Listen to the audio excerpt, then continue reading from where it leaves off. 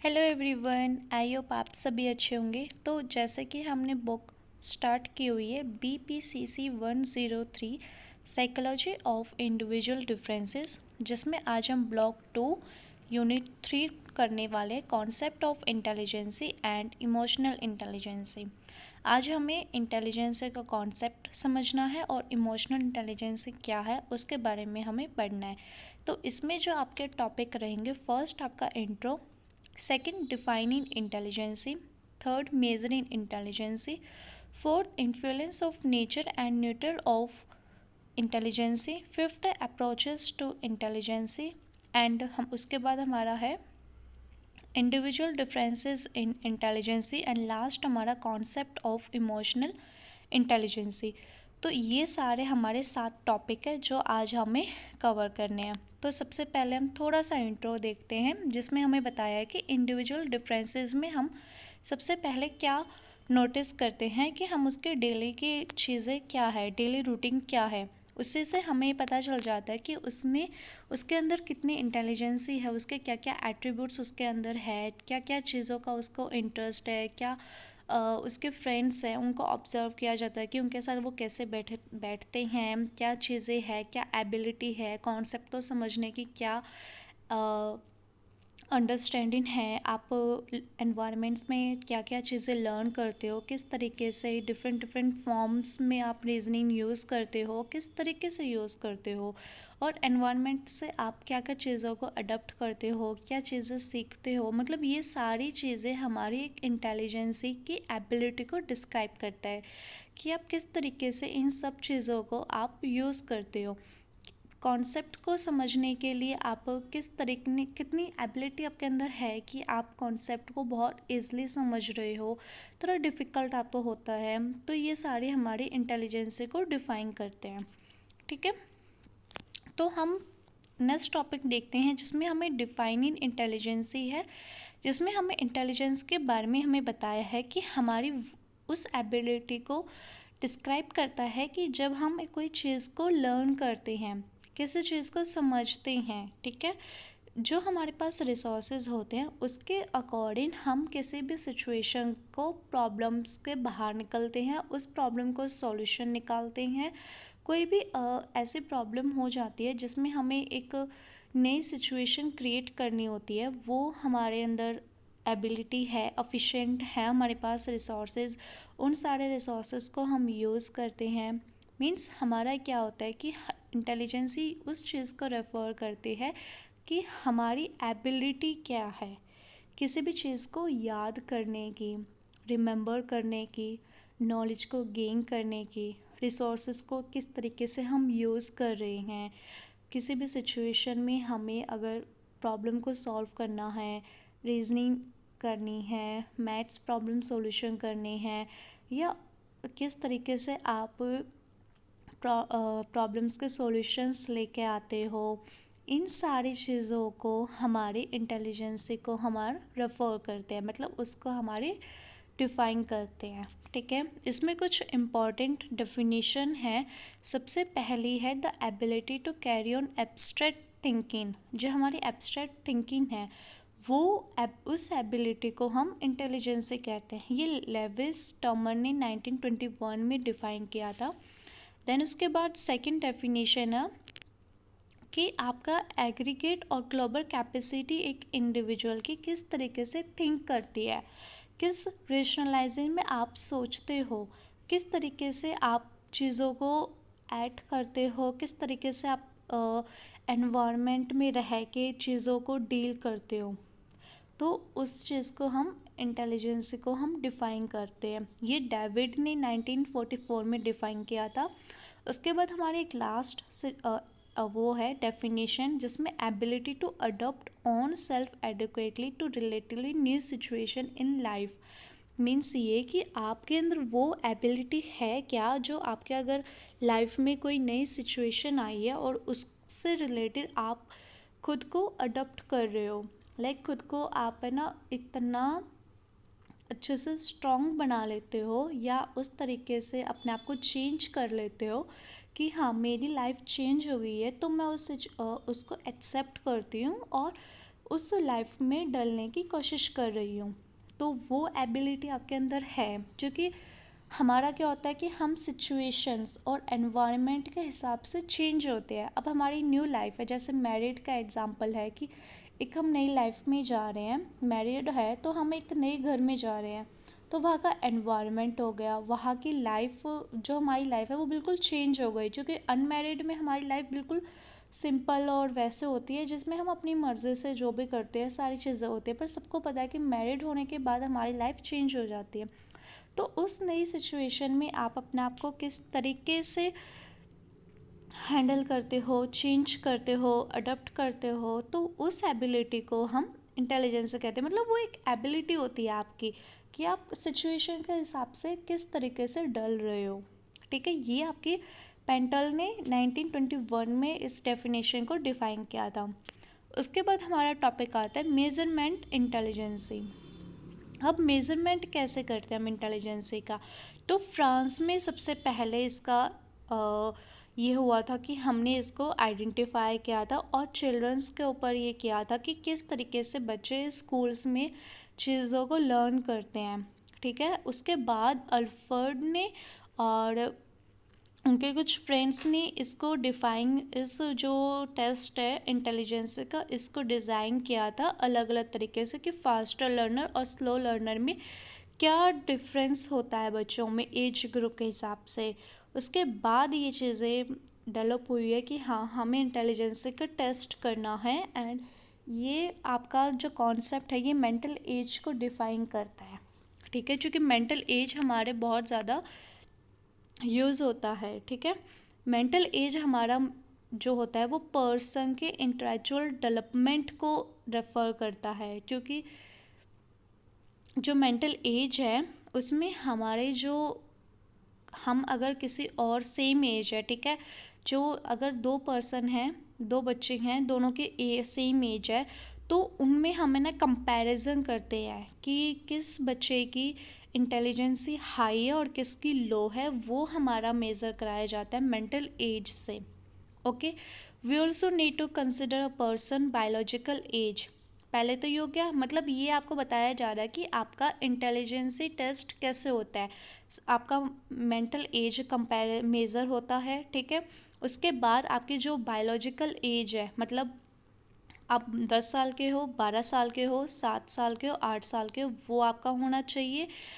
ठीक है, ये हम रिलेट कर सकते हैं mental age to the actual biological age of the individual. ठीक है, फिर उसके बाद आपका इंटेलिजेंट क्वेश्चंट होता है जिसे हम आईक्यू के नाम से जानते हैं। उसके बाद ये जो कॉन्सेप्ट है ये विलियम स्टोन ने 1912 में बताया था और टर्मन ने 1916 में इसको रिवाइज्ड कर दिया था इस स्केल को। ठीक है, फिर उसके बाद स्टर्नफोर्ड और बिनेट स्केल ने ये बताया था कि जो इंटेलिजेंसी क्वेश्चंट है वो हो गया, वो जो हमारा इंटेलिजेंसी क्वेश्चंट है वो अगर हमें फाइंड आउट करना है तो जो हमारी मेंटल एज है वो हम डिवाइड करते हैं क्रॉनिकल एज से एंड मल्टीप्लाई 100। और जो मल्टीप्लाई 100 है वो हमारा हेल्प करता है कि जो डेमिनेशन, मतलब जो पॉइंट में जो वैल्यूज़ आती है डेसिमल में, उसको अवॉइड कराने में हमारे जो 100 है वो हमारा हेल्प करता है।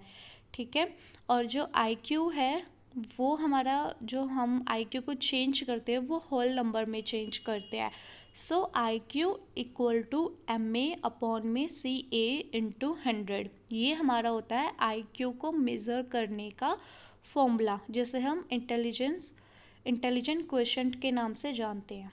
ठीक है, ये हमारा ओवरऑल हमारा इंटेलिजेंसी को मेज़रमेंट करने का फॉर्मूला है। उसके बाद हमारा आता है influence of nature and neutral on intelligence. अब सबसे पहला क्या है कि evidence for the influence of nature. Researchers के एविडेंस के सपोर्टिंग के अकॉर्डिंग जो हेरिडिटी सबसे इम्पॉर्टेंट रोल प्ले करती है एक ह्यूमन इंटेलिजेंसी, जो कि हमारी फैमिली से हमें मिली होती है। इसमें हमारे ट्विन स्टडीज़ भी होती हैं और अडॉप्शन स्टडी भी है। मतलब इसमें जो ट्विन है, मतलब जो हमें बोल सकते हैं कि दो बच्चों के हमने स्टडी किया और जो अडॉप्शन बच्चे होते हैं उनकी हमने स्टडी किया, और उन्हीं के इन्वॉल्व मतलब उन्हीं की स्टडी के अकॉर्डिंग हमने फैमिली स्टडी किया था, जिसमें मतलब फैमिली का पूरा ओवरऑल हमने स्टडी किया था, जिससे हमें सबसे ज़्यादा मेन इम्पॉर्टेंट चीज़ हमें ये पता चली थी कि जो हेरिडिटी होती है वो सबसे ज़्यादा इम्पॉर्टेंट रोल प्ले करती है एक ह्यूमन इंटेलिजेंसी में। मतलब एक बच्चे की जो इंटेलिजेंसी होती है उस पर जो इंटेलिजेंसी का जो है वो उसका इम्पैक्ट उसकी हेरिडिटी का सबसे ज़्यादा रोल प्ले होता है। ठीक है। अब जो ट्विंस स्टडी होते हैं उसमें हमने देखा है कि जो मोनोजोनिक और डायजोनिक ट्विंस होते हैं वो हेरिडिटी डिटरमाइन करती है एक इंडिविजुअल के आईक्यू को। अब वो जो ये है इसमें ओवरऑल ये है कि ये 50% हमारा जेनेटिक होता है और 50% हमारा यूनिक होता है। अब जो हेरिडिटी है वो इन्फ्लुएंस करता है इंटेलिजेंसी को, लेकिन जो आइडेंटिकल ट्विन होते हैं उनका बहुत ज़्यादा क्या होता है ना कि दोनों में सेपरेट सेपरेट होता है। एक जायटिक होता था और एक फेटरल होता है, जिसमें 50% हमारा जेनेटिक हो जाता है और 50% हमारा यूनिक हो जाता है जो दूसरे से ट्विन होता है। मतलब जैसे दो बच्चे हैं उसमें 50% तो उनका जेनेटिक हो जाएगा जो उनकी फैमिली से होगा किसी का भी, ठीक है, और 50 उसका बिल्कुल यूनिक हो जाएगा। ठीक है। और अगर हम फैमिली स्टडीज़ के बारे में देखें तो फैमिली का जो रिलेशनशिप होता है, ठीक है, इसमें हेरिडिटी का वही है कि हेरिडिटी हमारा सबसे मेन इम्पॉर्टेंट रोल प्ले करता है इंटेलिजेंसी में। जैसे दो पर्सन बहुत ज़्यादा क्लोजली है, ठीक है, बहुत ज़्यादा एक दूसरे से रिलेट करते हैं, तो उसमें चेक करना कि उनमें जो आईक्यू होता है वो भी बिल्कुल सेम मिलेगा। तो मेटा एनालिसिस ऑफ रिसर्च ने ये फाइंड आउट किया था कि आईक्यू उन दोनों में जो आईक्यू का जो कोरिलेशन होगा वो बहुत ज़्यादा सिमिलर होगा। ठीक है। क्योंकि हमें जैसे अगर हम मोस्टली देखते हैं ना कि अगर दो बच्चे हैं घर पे, एक लड़का एक लड़की, तो उनमें ना बहुत ज़्यादा डिफरेंस होगा आईक्यू में। एक अपने पापा भी गया होगा जो बहुत ज़्यादा इंटेलिजेंट होगा, तो उसकी जो सिमिलैरिटीज़ होगी वो उसकी बेटी में भी होंगे। मोस्टली तो यही होता है कि जो डॉटर होती है वो अपने फादर पे गई होती है, तो जो उनकी जो इंटेलिजेंसी होगी समझने की, एबिलिटी लर्न करने की, नॉलेज गेन करने की, प्रॉब्लम को सॉल्व करने की एबिलिटी, तो वही सेम उनकी डॉटर के अंदर होंगी। तो फैमिली स्टडी में ये देखा गया है कि जो सबसे ज़्यादा किसी के क्लोज होता है उनमें आईक्यू जो होता है वो बहुत ज़्यादा एक दूसरे से रिलेट कर रहा होता है, सिमिलर होता है। ठीक है। फिर अडॉप्शन स्टडीज़ में ये देखा हमने कि हमने बायोलॉजिकल और अडॉप्टिव पेरेंट्स को कंपैरिजन किया था। ठीक है। तो रिसर्च ने ये फाइंड आउट किया है कि जो अडॉप्शन चिल्ड्रन होता है उनका आईक्यू स्कोर बहुत ज़्यादा हाईली कोरिलेट करता है बायोलॉजिकल पेरेंट्स से अपोजिट। ठीक है। और जो अडॉप्टिव पेरेंट्स होते हैं उनका आईक्यू, ठीक है, उनके आईक्यू से बहुत ज़्यादा हाईली होता है, सबसे ज़्यादा होता है। लेकिन जो स्टडी किया गया है वो ये है कि जो अडॉप्टेड चिल्ड्रंस हैं और जो बायोलॉजिकल पेरेंट्स हैं वो टाइम के साथ ओवर हो जाता है, बढ़ जाता है। ठीक है। और ये है कि हम ये सजेस्ट कर सकते हैं जो हेरिडिटी फैक्टर है वो बहुत ज़्यादा इन्फ्लुएंस करता है ह्यूमन इंटेलिजेंसी में। मतलब ह्यूमन की जो इंटेलिजेंसी होती है उस पर बहुत ज़्यादा इन्फ्लुएंस होता है हमारा हेरिडिटी फैक्टर होता। ठीक है। उसके बाद हमारा आता है इन्फ्लुएंस ऑफ न्यूटन। न्यूटन में क्या है कि इसमें हमारा सबसे ज़्यादा एनवायरनमेंट वेरिएबल का सबसे ज़्यादा इम्पोर्टेंट रोल प्ले होता है हमारी इंटेलिजेंसी पे। अब हमें ये भी पता है कि जैसे हम बाहर जाते हैं, फैमिली बैकग्राउंड का भी हमारा, जैसे दादा हो गए परदादा हो गए, इनका जो बैक एनवायरनमेंट है वहाँ का हमारा एनवायरनमेंट हो गया, और जो हम बाहर जाते हैं स्कूल में जाते हैं वहाँ का जो एनवायरनमेंट हो गया, उन सब से ना हमारी इंटेलिजेंसी पे बहुत ज़्यादा इम्पैक्ट होता है। उसका इफ़ेक्ट ये होता है कि हम वहाँ से जो सीखते हैं वहाँ का जो एनवायरनमेंट होगा वो बहुत ज़्यादा हमें इन्फ्लुएंस करता है। तो इसलिए कहा जाता है कि एनवायरनमेंट का जो है वो वेरिएबल भी हमारा बहुत ज़्यादा इम्पोर्टेंट रोल प्ले करता है हमारी इंटेलिजेंसी पे। ठीक है। बायोलॉजिकल इन्फ्लुएंस भी होता है। बायोलॉजिकल फैक्टर ये है कि हमारा जो फिज़िकल जो बायोलॉजिकल इन्फ्लुएंस है वो हमारी फिज़िकल बॉडी पे होता है। एक व्यक्ति के क्या होता है कि फिज़िकल बॉडी किस तरीके से है, वो किस तरीके से चीज़ों को ले रहा है। अगर जैसे उसके मदर ने या फिर किसी ने भी अगर अल्कोहल वगैरह ड्रग्स वगैरह लिए तो उसकी वजह से वो उसका इम्पैक्ट उनके बच्चे पे होगा। अगर जैसे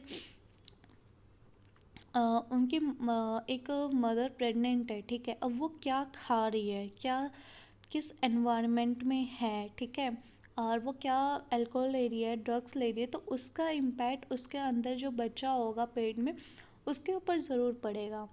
क्योंकि जो वो खा रही है वो अंदर जा रहा है ना, वो उस बेबी पे भी लग रहा है, तो उसका इम्पैक्ट उसके बच्चे की इंटेलिजेंस पे भी पड़ सकता है। क्योंकि उस टाइम पे वो सारी फंक्शंस और वो सब चीज़ें एक दूसरे से मिल रही होती है। तो बायोलॉजिकल इन्फ्लुएंस भी बहुत ज़्यादा इम्पैक्ट होता है, हमारी इंटेलिजेंस पे बहुत ज़्यादा इम्पैक्ट पड़ता है। इसलिए कहा जाता है ना कि प्रेगनेंसी के टाइम पे मम्मी को बहुत हेल्दी हेल्दी चीज़ें खानी चाहिए और बहुत अच्छा एनवायरनमेंट दिया जाना चाहिए।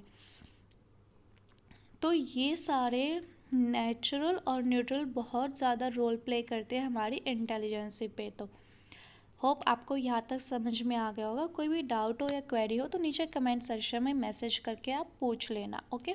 उसके बाद हम देखते हैं अप्रोचेस टू इंटेलिजेंसी। पहला आता है साइकोमेट्रिक अप्रोच, जिसमें हमारी एबिलिटी को, हमारे अंदर वो एबिलिटी होती है कि हम किस तरीके से अपनी चीज़ों को एक्सप्रेस कर रहे हैं। हमारी कॉग्निटिव एबिलिटी को डिस्क्राइब करता है। हम ये ट्राई कर इसमें हमें ये समझाया जाता है कि क्या स्ट्रक्चर्स होते हैं हमारी इंटेलिजेंसी को, हमारी जो फैक्टर एनालिसिस होते हैं और जो रिलेटेड होते हैं हमारी टेक्निक्स होती हैं जो हम यूज़ करते हैं, किस तरीके से यूज़ कर रहे हैं, क्या करना है कैसे नहीं, वो सारे इसमें हमारे इन्वॉल्व होते हैं। इसमें क्या है कि two factor theory of intelligence है, ठीक है। ये जो थ्योरी है ये चार्ल्स ई स्पीयरमैन 1927 में इन्होंने दिया था। इसमें हमारा जी फैक्टर और एस फैक्टर होता है। जी फैक्टर हमारा जनरल फैक्टर होता है और एस हमारा स्पेसिफिक फैक्टर होता है। जी फैक्टर में हमारी मेंटल ऑपरेशंस मेंटल एक्टिविटीज से मैं मतलब जो हमारी मेंटल एक्टिविटीज़ होती हैं वो इसमें हमारे होते हैं। और एस में क्या होता है, एस फैक्टर में हमारे पर्टिकुलरली जो टेस्ट होते हैं वो हमारे होते हैं, ठीक है, जिसमें हम हमारे इसमें ओवरऑल है ना 56 मेंटल सेट टेस्ट होते हैं जो हम यूज़ करते हैं, ठीक है। जिसमें हमारे कुछ तो हमने यहाँ पे लिखे हैं, जिसमें से जो सबसे ज़्यादा आप मतलब इम्पॉर्टेंट समझ सकते हो, जो हमारे 7 फैक्टर होते हैं वो इसमें हमने लिखे हैं जो सबसे ज़्यादा कॉमन यूज़ होते हैं मेंटल एबिलिटी में। वर्बल हो गया, वर्बल कंप्रेजन हो गया, fluency, numerical ability, spatial ability, inductive reasoning and memory and spiritual speed, ये हमारे इसमें इन्वॉल्व होते हैं। उसके बाद रायमोंड कैटल ने 1963 में इसमें जो है वो जर्नल इंटेलिजेंसी को 2 इंडिपेंडेंट कंपोनेंट में डिवाइड किया था, एक क्राइटेरियल एंड एक फ्लूइड इंटेलिजेंसी। इन 2 कैटेगरी में डिवाइड किया था। फिर अर्थुल जेनसन ने 1969 में भी 2 चीज़ों में इसको डिवाइड किया था, एक लेवल 1 और एक लेवल 2 में। उसके बाद हमारा आता है कॉग्निटिव अप्रोच। अब कॉग्निटिव अप्रोच में क्या है कि इसमें हमारी इंटेलिजेंसी के ऊपर फोकस नहीं किया जाता है, बल्कि इसमें हमें मतलब इंटेलिजेंसी के स्ट्रक्चर पे फोकस नहीं किया जाता है, ठीक है। उसमें किया जाता है सिर्फ इंटेलिजेंसी पे कि इंडिविजुअल की इंटेलिजेंसी का क्या प्रोसेस है। इसमें अप्लाई होता है कि हमारा जो नेचुरल है, जो न्यूट्रल है, वो क्या है, ठीक है, जिसमें हमारे प्रॉब्लम को किस तरीके से सॉल्व किया जाता है, नॉलेज के किस तरीके से हम कर रहे हैं, क्या एक नया फैक्ट हमें लेके आना चाहिए, क्या स्ट्रेटजीज हम यूज़ करते हैं प्रॉब्लम्स को सॉल्व करने के लिए, क्या क्या ऐसी स्ट्रेटजीज है जिसे हम इन्वॉल्व कर सकते हैं, या उसी स्ट्रेटजी को तोड़ के एक नई स्ट्रेटजी करके मॉनिटर करके किस तरीके से हम प्रॉब्लम्स को सॉल्व कर रहे हैं। ठीक है, होवर्ड गार्डनर ने 1983 में क्या है कि सिंगल एंटिटी को नहीं डिफ़ाइन किया था, उन्होंने न्यूमरस एबिलिटी को डिफ़ाइन किया था। मतलब उन्होंने बताया थी सारी चीज़ें हमारे लिए इम्पॉर्टेंट है, जो हमारे अ, जो हमारे बॉडी के जेस्चर्स होते हैं वो सारे हमारे इम्पोर्टेंट होते हैं। ठीक है, वर्बल एबिलिटी हो गई हमारी, मैथमेटिकल एबिलिटी हो गई, स्पिरिचुअल एबिलिटी हो गई, म्यूज़िकल एंड बॉडी, ये इंटरपर्सनल, इंट्रापर्सनल, नेचुरलिस्टिक, एग्जिस्टेशनल, ये सारी एबिलिटी हमारी इम्पोर्टेंट होती है। ठीक है, उसके बाद जेपी दास, जे नागलिली एंड किरबाई 1994 में इन्होंने पास मॉडल को डेवलप किया था, जिसमें इसकी फुल फॉर्म है planning, attention, stimulation and successive. ये हमारे इस मॉडल को इन्होंने डिफ़ाइन किया था, जिसमें हमारे 3 फंक्शनल यूनिट्स होते हैं ब्रेन में, उसके ऊपर इन्होंने हमें बताया था। ओके, जिसमें फर्स्ट यूनिट जो होती है हमारी अटेंशन होती है, सेकेंड यूनिट में हम एनालाइजिंग करते हैं, कोडिंग करते हैं, स्टोरिंग करते हैं इंफॉर्मेशन को, जो हमारी सक्सेसिव प्रोसेसिंग का होता है। थर्ड फंक्शन में क्या होता है, हमारा प्लानिंग होता है, सेल्फ मॉनिटरिंग हो गया, और कॉग्निटिव एबिलिटी को डिस्क्राइब करता है।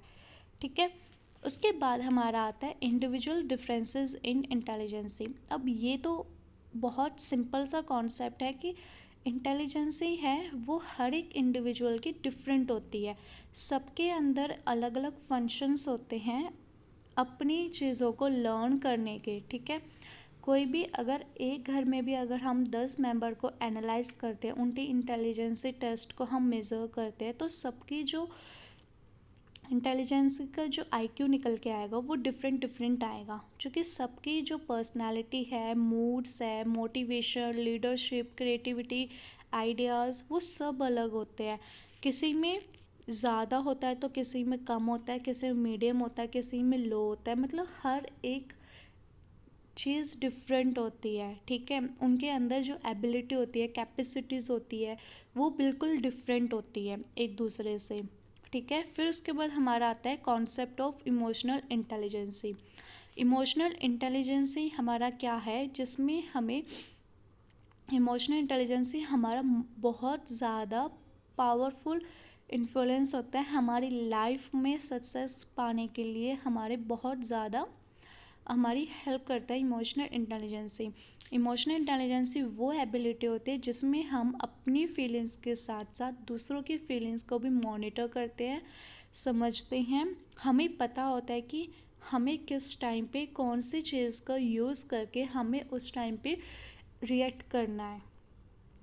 वो एबिलिटी हमारी इमोशनल इंटेलिजेंसी होती है, जिसमें हमें ये बताया जाता है कि किस टाइम पे हमें कौन सी चीज़ों पे रिएक्ट करना है एंड कौन सी चीज़ पे रिएक्ट नहीं करना है। और ये नहीं है कि सिर्फ इमोशनल इंटेलिजेंसी आप अपने इमोशंस और फीलिंग्स को समझ रहे हो, नहीं, आप अपनी फीलिंग्स के साथ साथ दूसरों की फीलिंग्स को भी समझ रहे हो।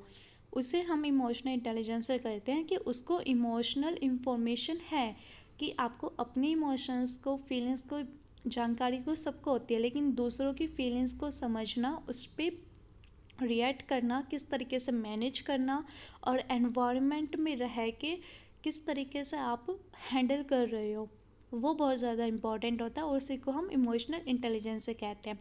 इसमें मॉडल्स ऑफ इमोशनल इंटेलिजेंस में सबसे पहले आता है एबिलिटी मॉडल, जिसमें क्या होता है कि एक लोग एक दूसरे के, मतलब इसमें हमारा ये होता है कि हम किस तरीके से रिएक्ट कर रहे हैं, परफॉर्मेंस कर रहे हैं, वो कैटेगरी आप सही कर रहे हो, गलत कर रहे हो, वो एबिलिटी, मतलब आप किस तरीके से डिस्क्राइब कर रहे हो अपने आप को। ठीक है, फिर आता है ट्रेट मॉडल, जिसमें आप किस तरीके से चीज़ों को परसीव कर रहे हो। ठीक है, आप खुद को किस तरीके से आप रिपोर्ट कर रहे हो, मेज़र करना, खुद को एनालाइज करना। ठीक है, फिर आता है मिक्स मॉडल, जिसमें हम सारी चीज़, सारी एबिलिटी को मिक्स करते हैं। सेल्फ इस्टीम हो गया, सेल्फ अवेयरनेस हो गया, इमोशनल सेल्फ अफिशिएंस हो गया, सेल्फ रिपोर्ट हो गया। ठीक है, इन सारी चीज़ों को हम मिक्स्ड मॉडल कहते हैं। फिर उसके बाद Mayer and Salovey model of emotional intelligence में हमारे 4 टाइप्स ऑफ एबिलिटी होती है। सबसे पहले परसेप्शन ऑफ इमोशंस, जिसमें हम अपने जो जो इमोशंस होते हैं, जो हमारे अलग अलग इमोशंस होते हैं, उनको आइडेंटिफाई करना, वो एबिलिटी हमारे अंदर है या नहीं है। Use of emotion to facilitate thinking, आप किस तरीके से अपने इमोशंस को यूज़ कर रहे हो, किस तरीके से प्रॉब्लम्स को सॉल्व कर रहे हो। अंडरस्टैंडिंग एंड एनालाइसिस इमोशंस, आपके अंदर वो एबिलिटी है कि आप अपने इमोशंस को समझ रहे हो, डिस्क्राइब कर रहे हो, एनालाइज कर रहे हो, समझ पा रहे हो, वो अंडरस्टैंडिंग, ठीक है। रिफ्लेक्टिंग रेगुलेशन ऑफ इमोशंस, वो एबिलिटी कि आप किस तरीके से अपने इमोशंस को रेगुलेट कर रहे हो, मॉडिफाई कर रहे हो, अपने भी और दूसरों के भी, ठीक है, उस एबिलिटी को। ये 4 एबिलिटी होती है। फिर उसके बाद है गोलीमैन थ्योरी ऑफ इमोशनल इंटेलिजेंस, जिसमें आपके 5 होते हैं जो गोलीमैन ने डिस्क्राइब किए थे। Self awareness, self regulation, motivation, empathy and social skills, ये 5 आपके होते हैं, ठीक है। फिर आता है factor contributing to emotional intelligence. अब इसमें क्या है, इसमें हमारा एक जेनेटिक होता है, ठीक है, जो हमारे ऊपर अप्लाई होता है कि हम किस तरीके से सोशल एंड इमोशनल एक्सपीरियंस को शेप देते हैं, ठीक है, कि क्या मतलब हम कर रहे हैं। मतलब ये होता है कि इसका इम्पोर्टेंट रोल ये प्ले होता है कि हम इमोशनल इंटेलिजेंस में ये डेवलप होता है। जेनेटिक हमारा बेसिकली हमारा जो इमोशनल इंटेलिजेंस ही होता है ना, उसको डेवलप करता है। क्योंकि हमें पता है कि हमारा सिर्फ ये होता है कि हम किस तरीके से चीज़ों को आइडेंटिफाई करते हैं, ठीक है। अब जैसे मान लेते हैं कि हम जिस एनवायरनमेंट में हैं, ठीक है, उसमें हमें इस चीज़ का ध्यान रखना है कि हम अपने इमोशंस को किस तरीके से कंट्रोल कर रहे हैं, मैनेज करना, आइडेंटिफाई करना कि ये क्यों आ रहे हैं, उसको उस टाइम पे हमें आने देना है या नहीं आने देना है। मतलब ये है कि एनवायरनमेंट बहुत ज़्यादा रोल प्ले करता है हमारे इमोशनल इंटेलिजेंस को डेवलप करने में। क्योंकि हम एनवायरनमेंट में रह के काफ़ी ज़्यादा अपने आप को समझ लेते हैं, क्योंकि हमें पता होता है कि इस टाइम पे हमें अपने इमोशंस को कंट्रोल करना है और उस टाइम पे हमें दूसरे को हैंडल करना है, नहीं को खुद को। उस टाइम पे दूसरे को हमारी ज़रूरत है, ना कि हमें खुद की। तो ये एनवायरनमेंट भी हमारा बहुत ज़्यादा रोल प्ले करता है। ओके, तो ये था हमारा factor contributing to emotional intelligence. तो ये ओवरऑल आज यूनिट 3 थी एंड होप आपको सारा समझ में आ गया हो। कोई भी डाउट हो या क्वेरी हो तो नीचे कमेंट सेक्शन में आप मैसेज करके बता सकते हैं। एंड अगर आपको नोट्स ख़रीदने हैं तो वो आप हमारे क्वेरी ग्रुप में जाके हमसे परचेस कर सकते हैं। एंड अगर आपको किसी और सब्जेक्ट में हमारी हेल्प चाहिए कि हम उसके वीडियो बनाएं तो आप हमें नीचे कमेंट सेक्शन में मैसेज करके बता देना। And best of luck, bye bye.